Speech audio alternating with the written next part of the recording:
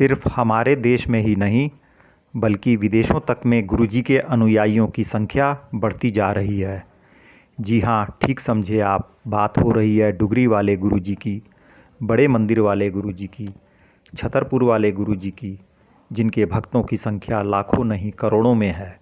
दिल्ली के बड़े मंदिर के अलावा देश के कोने कोने में संगत या सत्संग केंद्र चल रहे हैं, जहां उनके भक्त गुरुजी के लंगर में गुरुजी का प्रसाद ग्रहण करते हैं। वही गुरुजी जो भगवान शिव का साक्षात अवतार माने जाते हैं, वही गुरुजी जो वर्षों पहले अपना नश्वर शरीर त्याग देने के बाद भी अपने करोड़ों अनुयायियों के मार्गदर्शक और एकमात्र सहारा हैं। सबसे बड़ी बात यह कि उनके अनगिनत भक्तों का अनुभव है, या यूँ कहिए कि दावा है कि गुरुजी आज भी उन्हें दर्शन देते हैं, बातचीत करते हैं, स्वप्न में आते हैं, उनको राह दिखाते हैं, उनके दुख दर्द दूर करते हैं, उन्हें ढांढस बंधाते हैं। कई बार गुरुजी दिखाई नहीं देते, लेकिन गुलाब के इत्र की भीनी भीनी सुगंध से भक्तों को उनकी उपस्थिति का एहसास हो जाता है। ऐसे में सभी के लिए यह बड़े कौतूहल का विषय है कि आखिर हकीकत क्या है। अपनी देह त्याग देने के बाद भी उनके अस्तित्व का आभास होने का आखिर रहस्य क्या है, जिसे गुरुजी की संगत गुरुजी के स्वरूप के दर्शन होने का नाम देती है। गुरुजी के इस स्वरूप के रहस्य को समझने के पहले आइए जानते हैं प्राचीन तिब्बत के बौद्ध तंत्र के तुल्पा को। सिर्फ बौद्ध तंत्र में ही तुल्पा नहीं है, पश्चिमी सभ्यताओं के तंत्र और अध्यात्म में भी थॉट फॉर्म यानी विचार शक्ति से जनित स्वरूप का विस्तार से जिक्र है, जिसे वहाँ के तंत्र ज्ञाता प्रयोग में लाते हैं। पाश्चात्य तंत्र के प्रयोग से जुड़े लोगों को वहाँ मैजिशियन कहा जाता है। प्राचीन भारतीय अध्यात्म और तंत्र में भी इस तरह के सूक्ष्म लेकिन जीवंत स्वरूपों की अनगिनत कहानियाँ हैं। यदि सरल शब्दों में कहा जाए तो तुल्पा किसी की मानसिक और आध्यात्मिक ऊर्जा को केंद्रित करके गढ़ा गया स्वरूप है, जिसकी अपनी बुद्धि और अस्तित्व होता है। तुल्पा या थॉट फॉर्म खुद में एक बहुत बड़ा गूढ़ विज्ञान है, लेकिन आम लोगों की समझ के लिए साधारण भाषा में इतना जानना ही पर्याप्त है कि पूरी आस्था के साथ ध्यान यानी मेडिटेशन की केंद्रित ऊर्जा से किसी भी जीवित या निर्जीव स्वरूप को अस्तित्व में लाया जा सकता है, जिसका रूप रंग, गुण और क्षमताएं वैसी ही होंगी जैसी कि परिकल्पना या संकल्प किया गया होगा। अक्सर मेडिकल साइंस इस परिकल्पना को कंट्रोल्ड सीजोफ्रेनिया कहकर हाथ झाड़ लेता है। दरअसल यह विषय सिर्फ अध्यात्म और तंत्र ही नहीं बल्कि चिकित्सा जगत और मनोविज्ञान के लिए भी आज तक पहेली बना हुआ है, और अभी इस पर काफ़ी रिसर्च की ज़रूरत है। फ़िलहाल यह समझ लेना काफ़ी है कि पूरे विश्वास के साथ अपनी कल्पना शक्ति, आध्यात्मिक शक्ति और मानसिक शक्ति को एकाग्र करके किसी भी सजीव या निर्जीव वस्तु को साकार किया जा सकता है। एक और महत्वपूर्ण बात जो समझनी ज़रूरी है, ये तुल्पा या थॉट फॉर्म्स दो तरह के होते हैं। पहला व्यक्तिगत यानी किसी व्यक्ति विशेष की परिकल्पना के अनुसार जीवित हुआ स्वरूप, और दूसरा है सामूहिक तुल्पा या थॉट फॉर्म यानी बहुत से लोगों की सामूहिक परिकल्पना, विश्वास और आध्यात्मिक मानसिक शक्ति के चलते अस्तित्व में आया स्वरूप।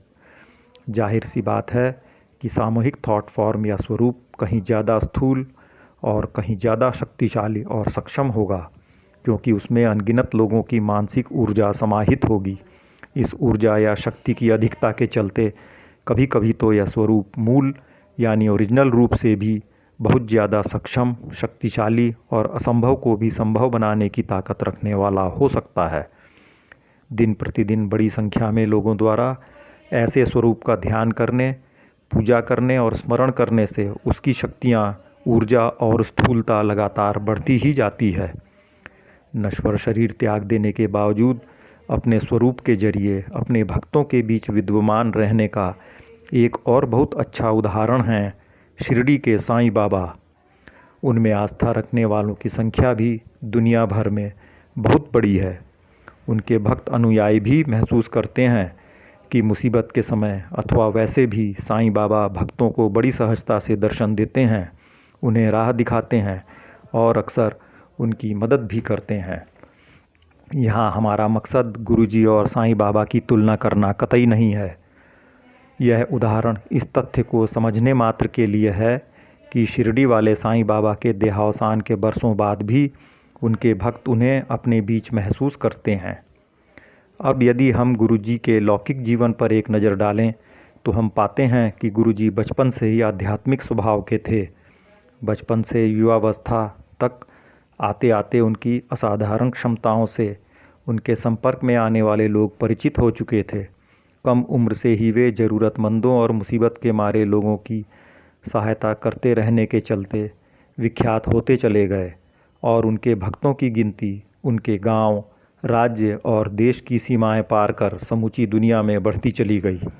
एक बात और, जब गुरुजी स्थूल देह सहित मौजूद थे उस समय भी उनके भक्तों को गुरुजी के स्वरूप के दर्शन होते थे।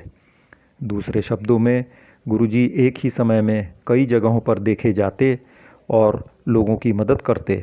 हजारों लोगों के ऐसे अनुभव रिकॉर्ड में हैं।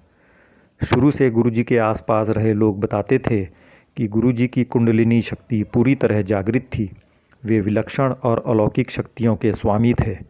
कुल मिलाकर संभावना यही बनती है कि गुरुजी ने नश्वर देह में रहते हुए ही बड़ी संख्या में भक्तों की सहायता के लिए अपनी आध्यात्मिक और मानसिक शक्ति के जरिए अपने स्वरूप, या आम भाषा में कहें तो अपने डुप्लीकेट को अस्तित्व में ला दिया था, ताकि वे एक ही स्थान पर बंधे या सीमित नहीं रहें।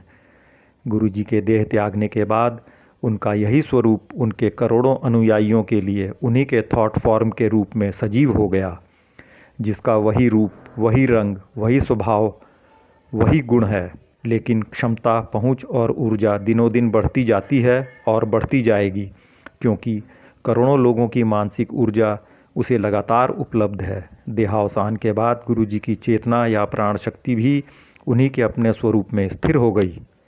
इसलिए यदि आज भी गुरुजी के अनगिनत लोग यह बताते हैं कि उन्हें उनके स्वरूप के दर्शन होते हैं अथवा उनकी उपस्थिति का एहसास होता है, या गुरुजी ने उनकी सहायता की, मार्ग दिखाया, दुख दर्द, बीमारी, शारीरिक कष्ट दूर किए, तो वे कुछ भी गलत नहीं बोलते हैं। बात घूम फिर कर फिर आस्था पर आ जाती है। यदि किसी का किसी चीज़ में पूरा विश्वास है और यह विश्वास 100% है तो उसे फलीभूत होने से कोई नहीं रोक सकता। शर्त सिर्फ एक है, यह विश्वास दिल और दिमाग दोनों को होना चाहिए, क्योंकि आस्था से ही चमत्कार संभव है। फिर मिलेंगे जल्दी ही। सभी का कल्याण हो।